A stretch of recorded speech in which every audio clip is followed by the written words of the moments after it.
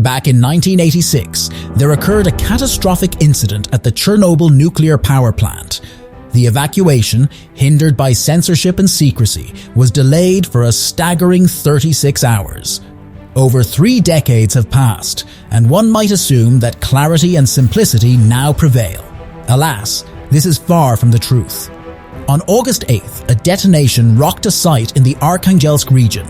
The local administration initially issued a report regarding a brief radiation surge, only to swiftly retract it.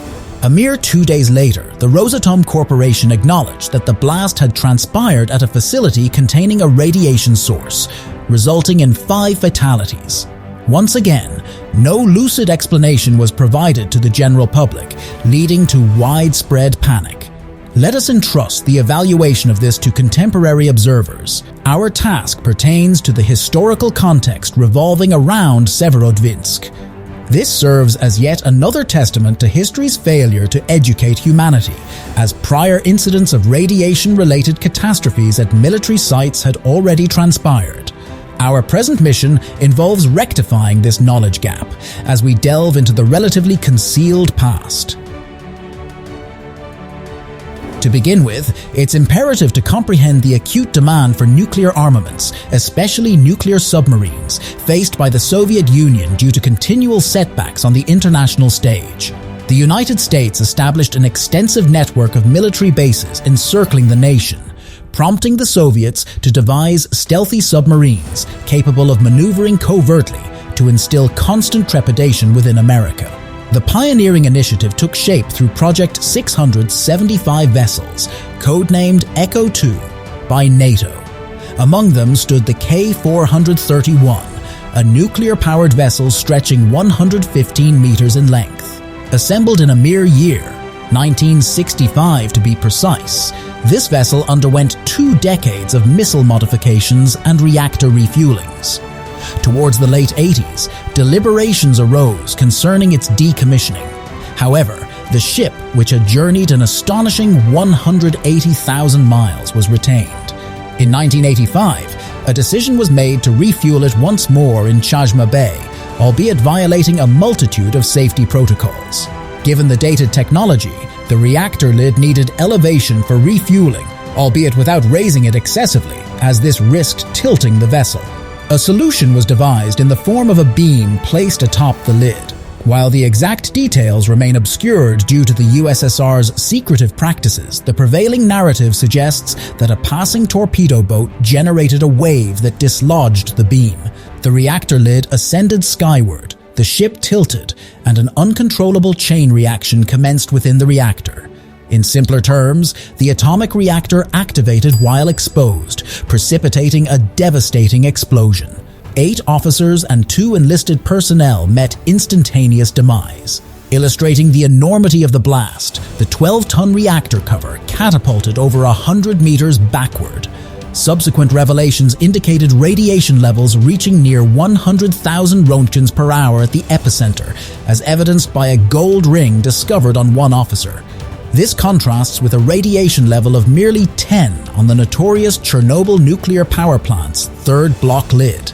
As often occurs, the conflagration was subdued by entirely untrained individuals, crews from neighboring vessels, harbor workers, and passers-by.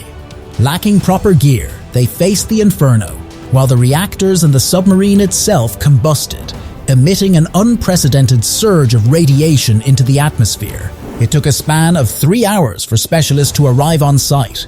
Predictably, their initial move involved imposing a comprehensive information blackout. Shkotovo 22, the village in the vicinity, found itself entirely cut off from external contact. Owing to the exertions of the so-called experts, the full extent of the devastation remains an enigma to this day. Accounts mention a radioactive cloud spanning 2 miles that dispersed into the sky, alongside approximately 290 official casualties. However, even by the mid-90s, this figure had officially swelled to 950. Among these, numerous individuals were diagnosed with acute radiation sickness. Regrettably, precise calculations correlating the ailment to the Chashma incident remained absent. This video is brought to you by Thorum. Take a look at this rings. They have rings made from 4 billion-year-old Gibeon meteorite and genuine 65 million-year-old T-Rex bone. If you are a fan of Vikings, they have Odin ring, the Norse god of war, the Thor ring, and all of them are crafted by hand.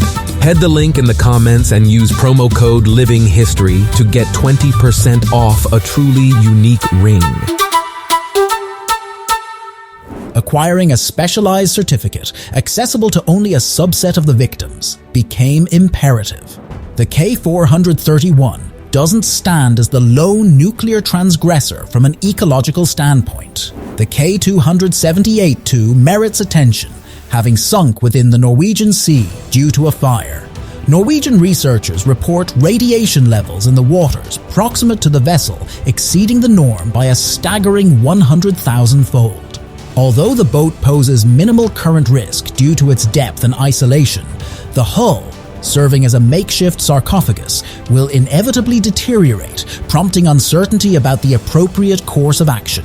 Plans to salvage it have been in the works for decades, with recent data hinting at potential recovery by the early 2020.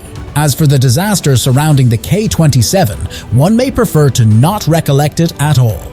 Eager to rival the Americans, who had successfully tested the Seawolf submarine boasting a liquid metal-cooled nuclear reactor, the USSR formulated its counterpart. In 1959, a pair of accidents occurred during reactor tests on a mock-up bench for the boat.